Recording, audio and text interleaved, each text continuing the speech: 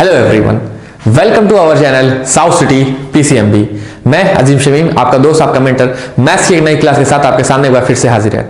आज हम लोग अपना नया चैप्टर स्टार्ट करने वाले हैं जिसका नाम है हीरोन्स फॉर्मूला। और ये क्लास 9 का बहुत ही इजी चैप्टर भी कह सकते हैं और बहुत ही स्कोरिंग चैप्टर भी कह सकते हैं।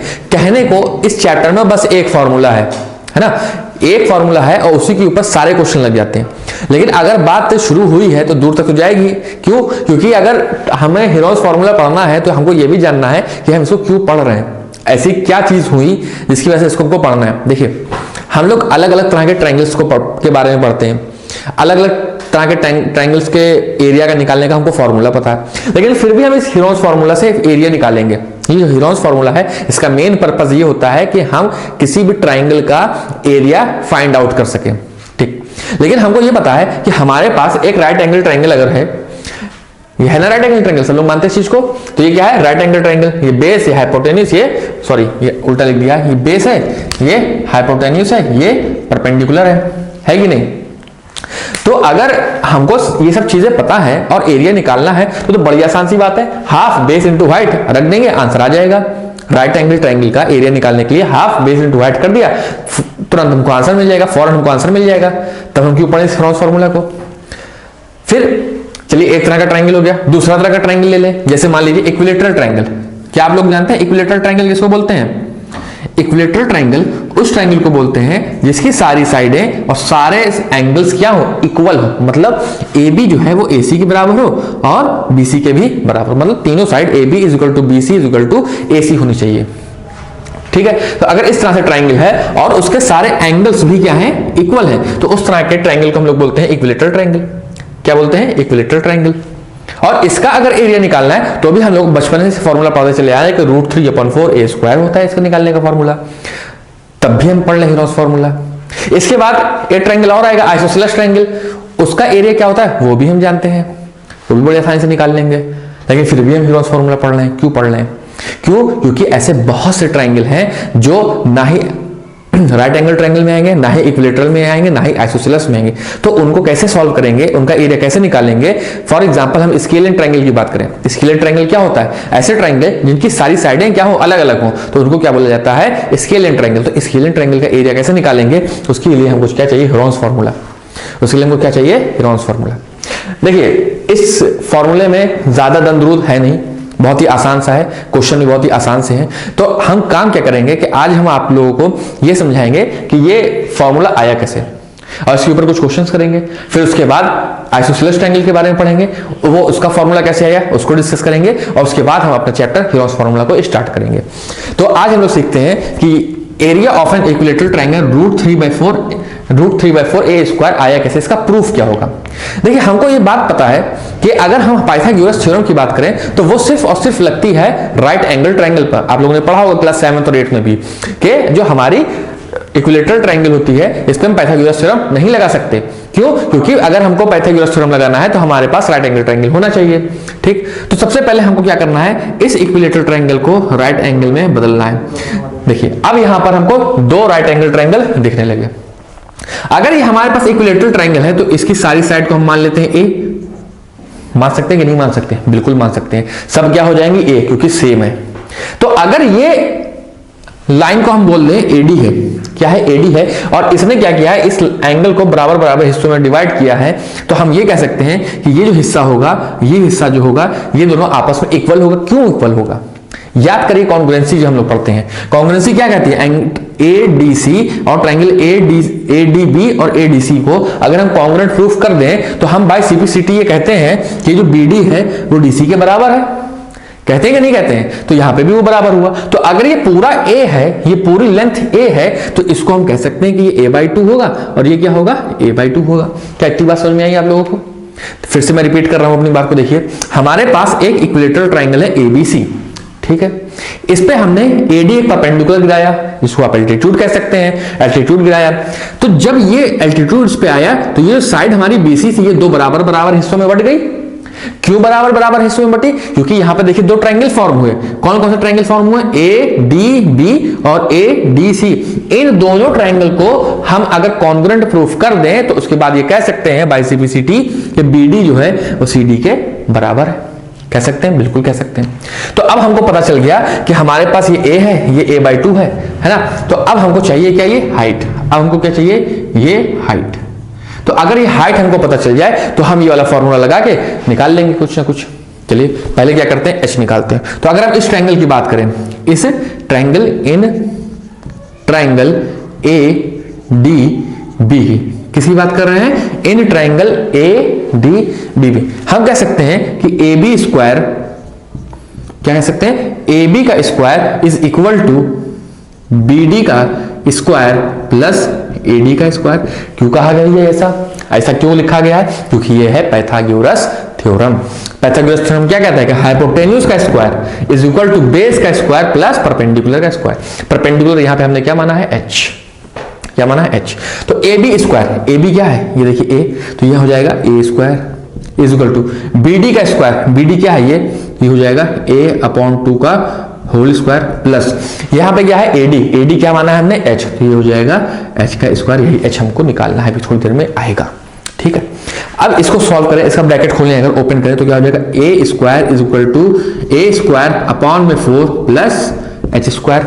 होगा कि नहीं होगा, बिल्कुल होगा, कोई नहीं रोक सकता, ठीक। अब इधर आते हैं, अब इस A स्क्वायर अपॉन 4 को लेफ्ट हैंड साइड में लेके आते हैं, ठीक। तो क्या हो जाएगा, ये A square minus A square upon में 4 is equal to h square, ठीक। इसको सॉल्व करते हैं, एलसीएम लेके सब्ट्रैक्ट किए तो यहाँ पे 1 होता है, 1 4 जा 4 इंटू ए 4a स्क्वायर माइनस 4 1 जा 1 into A square is equal to h square is equal to h square. इसको सब्ट्रैक्ट करेंगे तो कितना आएगा, 3a स्क्वायर अपॉन में 4 is equal to h square, h square. अब बताइए, अगर हमको h से स्क्वायर हटाना है तो दूसरी तरफ रूट चढ़ाना है ना। जब एक चीज एक जगह से हटा रहे हैं तो दूसरी जगह उस चीज को लगाते हैं, तो मतलब अगर हम यहां से स्क्वायर हटा रहे हैं तो इसका मतलब कहीं ना कहीं यहाँ पे रूट चढ़ाएंगे। तो हम इसको कैसे लिख देंगे, √3a स्क्वायर अपॉन में 4 इज इक्वल टू h, ठीक। ये a स्क्वायर अगर रूट में है और उसको रूट से बाहर निकालेंगे तो क्या हो जाएगा, a। ये 4 है, इसको रूट से बाहर निकालेंगे तो क्या हो जाएगा, 2, वो भी अपॉन में, और √3 तो बेचारा √3 ही रहेगा, है ना। तो उसको हम लोग ऐसे ही लिख दिए, तो √3a अपॉन में 2 इज इक्वल टू क्या आ गया, h। तो ये बहुत ही इंपॉर्टेंट फॉर्मूला बनता है हमारे लिए कि ये बताइए कि इक्विलेटरल ट्रायंगल का हाइट एल्टीट्यूड क्या होगा, तो वो होगा √3a/2। क्या होगा, √3a/2।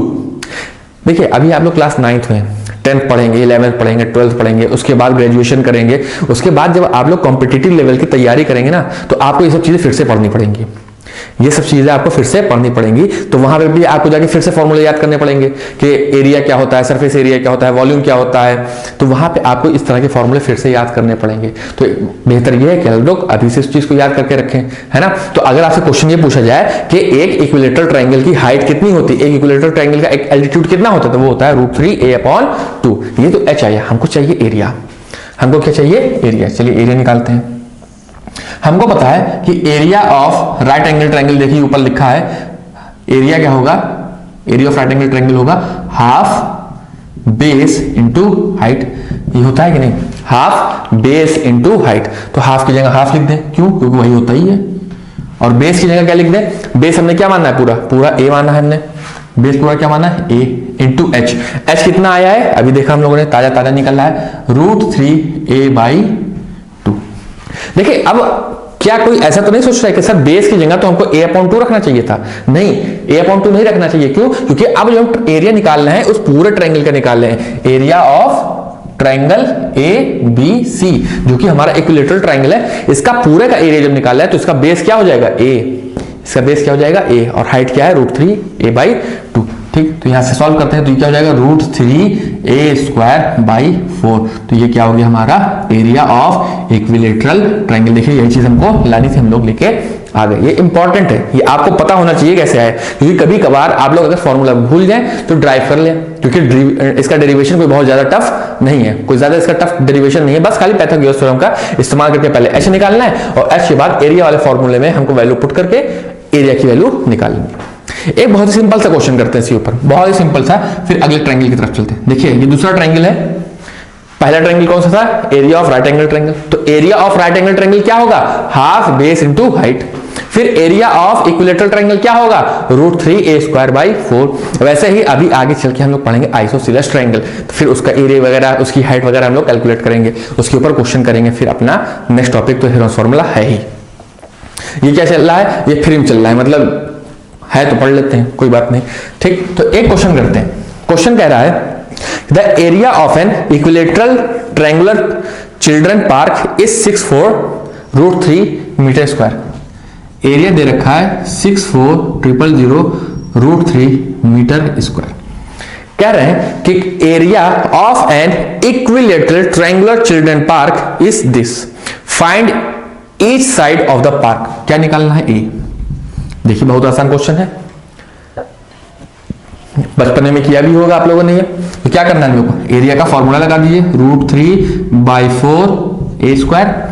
√3/4a²। एरिया का वैल्यू हमको क्वेश्चन में दे रखा है, कितना होगा, 64,000√3 √3/4 इंटू a²।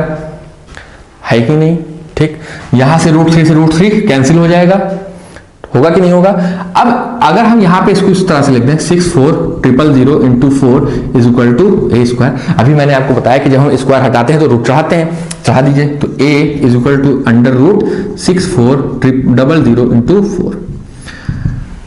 यहां से अगर हम लोग 6400 को इसका स्क्वायर रूट क्या होगा, 80।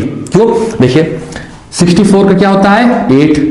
64 का क्या होगा, 8, और 2 0 है यानी 100 जैसा लग रहा है, तो एक 0 बाहर आ गया, ठीक। इंटू 4 है, 4 से जब इसको स्क्वायर रूट हटा के बाहर लेके आएंगे तो क्या हो जाएगा, 2। तो आंसर कितना आएगा, 160। आंसर कितना आया, 160 centimetre square, sorry metre square. तो इस तरह से बहुत ही मासूम क्वेश्चन बनते हैं इक्विलेटरल ट्रायंगल से, बहुत ही आसान से क्वेश्चन। हो सकता है आपके एग्जाम में आ भी जाए, ऐसा है नहीं कि अगर ये हेरोन्स फॉर्मूला है तो ये सब नहीं आएगा, ये आ सकता है, ऐसा पहले हुआ है। तो इसलिए आप लोग को इन सब फॉर्मूले को याद रखना है, जैसे ये वाला फॉर्मूला आपको याद रखना है। और ये तो खैर याद ही होगा, हाफ बेस इंटू हाइट, तो हर किसी को याद होता है ट्रायंगल के एरिया का फॉर्मूला। लेकिन हमको याद ये रखना है कि ये वाला जो एरिया निकालेगा ये किस ट्रायंगल का निकालेगा, ये वाला जब एरिया आएगा तो किस ट्रायंगल का आएगा, मतलब इक्विलेटरल का आएगा कि आइसोसेलेस का आएगा, किसका आएगा, ठीक। तो उसके लिए ये हमको पता होना चाहिए। इसके बाद है आइसोसेलेस ट्रायंगल। क्या नाम है, आइसोसेलेस ट्रायंगल। Isosceles triangle. अब देखते हैं आइसोसेलेस ट्रायंगल होता क्या। पहले आइसोसेलेस ट्रायंगल, आइसोसेलेस ट्रायंगल हम लोग जानते हैं क्या होता है। आइसोसेलेस ट्रायंगल वो ट्रायंगल होता है जिसकी दो साइडें क्या होती हैं, आपस में बराबर होती हैं। जैसे मान लीजिए हम एक ट्रायंगल बनाते हैं, ये ए, नाम दे देते ट्रायंगल को, दे देते हैं क्या है, ए बी सी। ये हमारे पास एक ट्रायंगल बना है। हमने कहा कि इसकी ये वाली साइड भी ए है और ये वाली साइड भी ए है, तो कहीं ना कहीं आइसोसेलेस ट्रायंगल हुआ। क्यों, क्योंकि इसकी दो साइड क्या है, एक जैसी है, सेम है, तो क्या वो आइसोसेलेस। और जो साइड अलग है उसको हमने मान लिया स्मॉल बी, जो तीसरी साइड है वो अलग है, उसको हमने मान लिया स्मॉल बी, ठीक। हमको क्या करना है, इसका एरिया निकालना है। इसका एरिया का फॉर्मूला जानते हैं आप लोग, इसका एरिया होता है, area is equal to b/4 √4a² - b²। बहुत बड़ा सा लग रहा है कि नहीं, लग रहा है कि नहीं, लेकिन आपको इसको याद करना है। आपको पता होना चाहिए कि आइसोसेलेस ट्रायंगल का एरिया होता क्या है।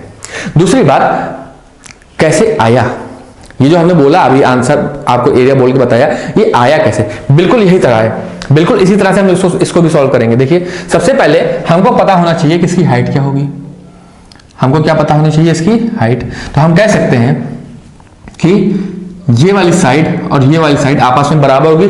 क्यों बराबर होगी, वही वाली बात जो यहां पर थी, वही वाली कंडीशन हम लगा रहे हैं कि यहां पर जो थी कि ये दोनों ट्रायंगल कॉन्ग्रुएंट है, तो ये ट्रायंगल भी कॉन्ग्रुएंट हो जाएंगे। जैसे ट्रायंगल दोनों कॉन्ग्रुएंट हुए तो हमें पता है कि ये BD जो है वो CD के बराबर होगा, और ये कितना हो जाएगा, B/2, ये कितना हो जाएगा, B/2। बिस अब क्या करना है हम लोग को, पाइथागोरस थ्योरम लगाना है और h निकालना है। और इसको हमने फिर से क्या मान लिया, ऊपर से लेके नीचे तक क्या मान लिया, इसको हमने h मान लिया। क्या मान लिया, h, ठीक। सॉल्व करते हैं।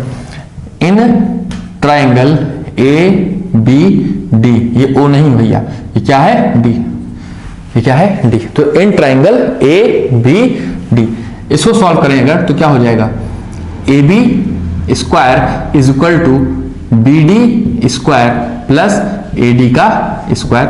लिख सकते हैं कि नहीं लिख सकते हैं? बिल्कुल लिख सकते हैं, क्योंकि यही होता है पाइथागोरस थ्योरम।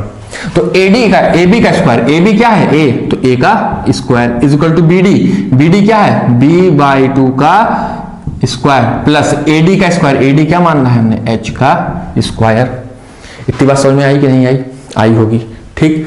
फिर इसको कैसे लिख सकते हैं हम लोग? A square is equal to B square upon में 4 प्लस H स्क्वायर। बहुत आसान है, वही चीज रिपीट होती चली जा रही है, बस ट्राइंगल का नाम बदल गया है, पैटर्न तरीका नहीं बदला है, ठीक। अब इसको इस तरफ लेके आए तो क्या होगा? A square minus B square upon में 4 is equal to H square. होगा कि नहीं? इसको और सॉल्व कर दें, अगर एलसीएम लेते हैं 4 तो ये कितना हो जाएगा? 4A square minus B square is equal to H square. होगा कि नहीं होगा? इसको क्या करते हैं हम?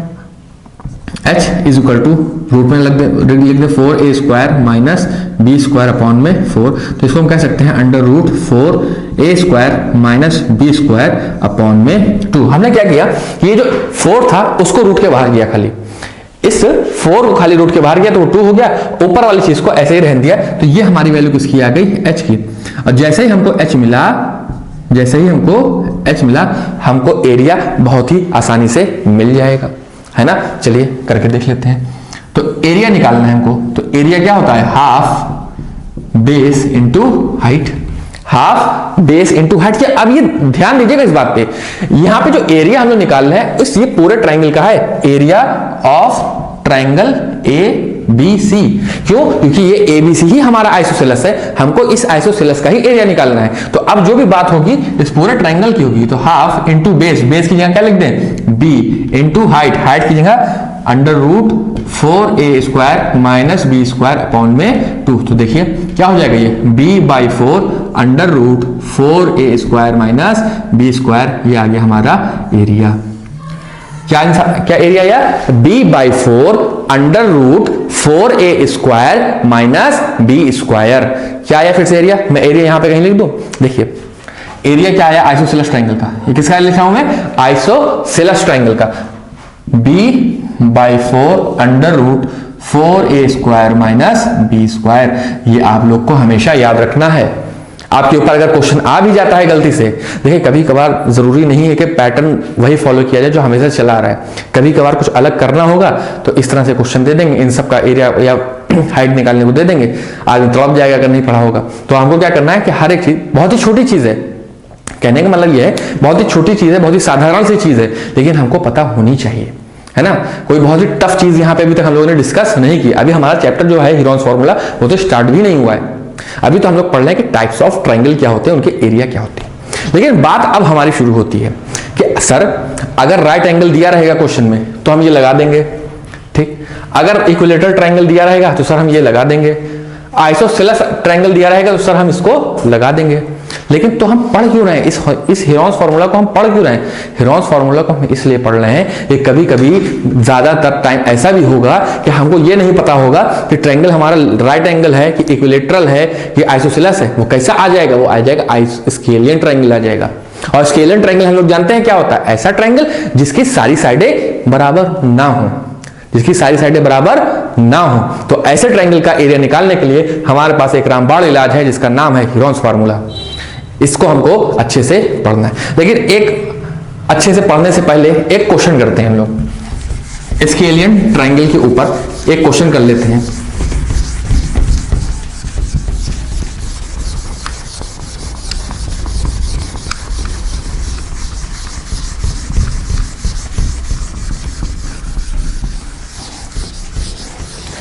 क्वेश्चन कुछ इस प्रकार से है। किस प्रकार से? इस प्रकार से है कि मैं क्वेश्चन बोल रहा हूं, N isosceles triangle has perimeter 30 centimetre. मतलब एक आइसोसेलेस ट्रायंगल है, उसका पेरीमीटर हमको दे दिया गया 30 सेंटीमीटर का, ठीक, पेरीमीटर दे दिया गया। And length of each equal side is 12, यानी A and A is equal to 12 centimetre each. मतलब जो दो बराबर बराबर वाली साइड होंगी वो कितनी होंगी? 12-12। तो अगर दो जो बराबर बराबर साइड हैं वो 12-12 है, तो जो अनइक्वल साइड होगी वो कितनी होगी? उसके लिए ही तो पेरीमीटर दिया है ना। हमको पता है कि पेरीमीटर होता है a प्लस बी प्लस सी। ये ए बी सी क्या है? ट्राइंगल की तीनों साइडें हैं, जैसे ये ट्रायंगल बना है, इसको मान लीजिए मैं पी बी एच हटा दूं तो इसको क्या लिख सकता हूं मैं, ये ए है, ये बी है, ये सी है। लिख सकते हैं कि नहीं लिख सकते हैं? वैसे ही पेरीमीटर कितना दे रखा है 30, कितना दे रखा है 30 इज इक्वल टू ए। अब बात हो रही है आइसोसेलेस ट्रायंगल की, तो इसमें ए और बी क्या होंगे, सेम होंगे, तो इसको हम ए प्लस बी लिख सकते हैं, a प्लस बी लिख सकते हैं। तो इसको हम लिख दिए 30 इज इक्वल टू ए की वैल्यू कितनी हो गई 12, इस वाले a की वैल्यू कितनी हो गई 12 प्लस बी हमको निकालना है। ठीक, तो 30 is equal to 24 plus B, तो b इज इक्वल टू कितना आ गया 6, b कितना आ गया 6 सेंटीमीटर आया। ठीक, यहां तक कोई दिक्कत होनी नहीं चाहिए। क्वेश्चन हमसे कह रहा है find the area of the triangle, क्या निकालना है हम लोग को, एरिया। बताइए कुछ बचा उस क्वेश्चन में? कुछ भी नहीं बचा, कुछ भी नहीं। देखिए एरिया क्या होता है, ये ऊपर लिखा है b/4 under root 4a² minus b²। हमको a पता है, हमको b पता है, हमको एरिया निकाल लेना है। तो b की वैल्यू कितनी है 6 अपॉन में 4 under root 4 into a²। a कितना है 12 का स्क्वायर 144 माइनस b का स्क्वायर, b की वैल्यू कितनी है 6, तो कितना आ जाएगा ये 36। इसको काट दें तो 2 3, तो कितना हो जाएगा 3/2 अंडर रूट 144 इंटू 4 4 दा 16 कैरी 1 4 दा 16 1 17 कैरी 1 4 5 माइनस 36 576 माइनस 36। ठीक, ये कितना आ जाएगा 3/2 अंडर रूट में कितना हो जाएगा 576 में से 36 घटा दिया तो 045, तो कितना आ गया 540। तो इतना हमारा क्या आ गया, अगर ये हमारा सेंटीमीटर स्क्वायर, ये हमारा क्या है एरिया, ये हमारा क्या है एरिया। तो आज की जो क्लास थी हमारी, ये बहुत ही बेसिक क्लास थी। बेसिक का मतलब ह्योंस फॉर्मूला चैप्टर है भले, लेकिन अभी हम लोगों ने इसको पढ़ा नहीं है। अभी हम लोगों ने कितना पढ़ा है, क्या पढ़ा है, बाकी तरह के जो ट्रायंगल्स हैं उनके बारे में पढ़ा है। कल से जो हमारी क्लास आएगी, अगली क्लास जो भी आएगी, उसमें से हम लोग स्टार्ट करेंगे ह्योंस फॉर्मूला। तो हमारा क्लास देखने के लिए आप सभी का एक बार फिर से बहुत बहुत धन्यवाद।